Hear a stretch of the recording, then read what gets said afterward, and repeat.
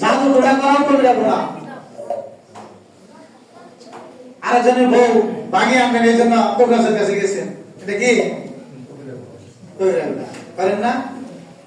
সেই কবিরা গুনাহ থেকে বাঁচতে হবে।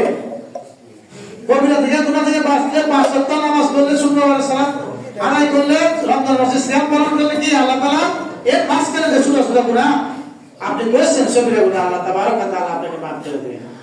আর কি কি কবিরা গুনাহ বলেন? বইটা পড়ে নিয়ে রমজান মাস পড়ার সময় পড়ে নিয়ে শরীয়তের কোন বিধানকে তুচ্ছ তাচ্ছিল্য করা কবিরা গুনাহ। কবিরা গুনাহ না? যেমন কেউ বলে যে সাগলা দাড়ি, বলে কিনা দাড়িটাকে আপনি তুচ্ছ তাচ্ছিল্য করলেন না, কবিরা গুনাহ। কেউ বলে রাখো তোর ইসলাম, বলে না ইসলাম ইসলাম করিস না, বেশি মুসলিমগিরি করিস না, এইগুলো কবিরা গুনাহ।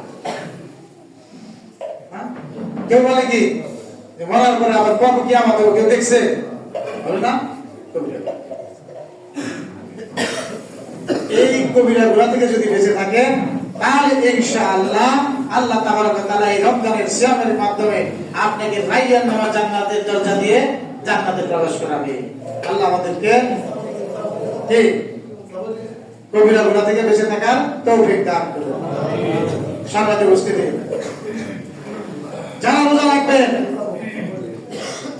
তাদের জন্য এত সওয়াব যার কোনো সংখ্যা নেই, অগণিত অগণিত সওয়াব। আর দিবে কি? স্বয়ং আল্লাহ দান করবে, ফেরেশতারা এই সওয়াব লেখে। এত সওয়াব, এত পুণ্য, এত নেকি এর রোজার সম্পর্ক সরাসরি কার সাথে? আল্লাহ। আল্লাহু আযজা ওয়া জাল্লা, আমাদের মহান রব আল্লাহ তাবারক ওয়া তাআলা বলেন কুল্লু আমালি ইবনে আদম লাহু, প্রত্যেকটা আমলে বান্দা তার নিজের জন্য। নামাজ পড়েন, হজ করেন, যাকাত দেন, এগুলো সবই কি আপনার নিজের জন্য, জাহান্নাম থেকে বাঁচার জন্য। ইল্লা সাওম, তবে রোজাটা তার নিজের জন্য না। ফাইনাহু লি ওয়া আনা আজজি বিহি, আল্লাহ বলে সকল আমল তোমার জন্য, কিন্তু রোজা ছাড়া, রোজাটা কার জন্য? শুধুমাত্র আমার জন্য। কে বলে?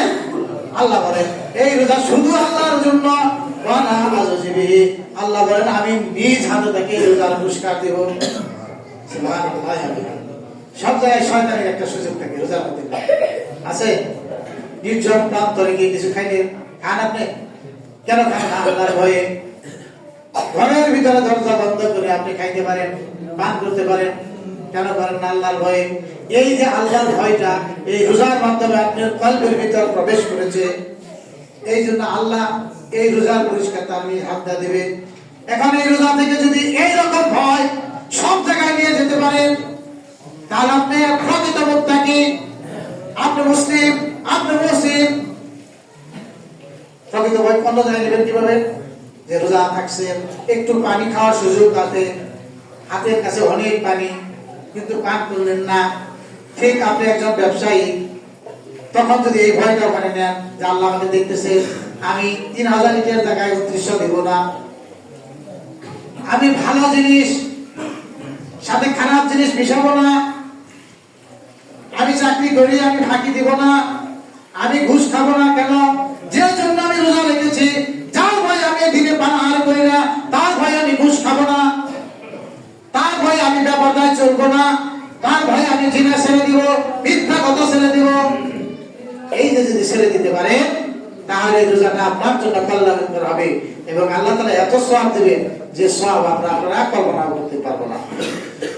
ওয়াসিয়ামু জুন্নাহ, আল্লাহর হাবিব জনাব মুহাম্মদুর রাসূলুল্লাহ সাল্লাল্লাহু আলাইহি ওয়াসাল্লাম বলেন রোজা হচ্ছে, সিয়াম হচ্ছে জিন্নাতুন্নাহ, ঢাল স্বরূপ।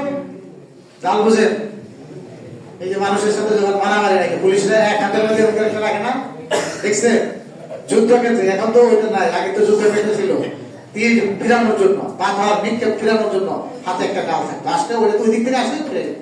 আল্লাহ বলেন আসিয়ামু জুন্নাহ, রোজাটা রোজা স্বরূপ। আপনাকে এই রোজা কোনো খারাপ কাজ করতে দিবে না, এই রোজা আপনাকে পাপ করতে দিবে না, এই রোজা আপনাকে জান্নাতে জাহান্নামে যেতে দিবে না, এই রোজা আপনার জন্য ঢাল স্বরূপ।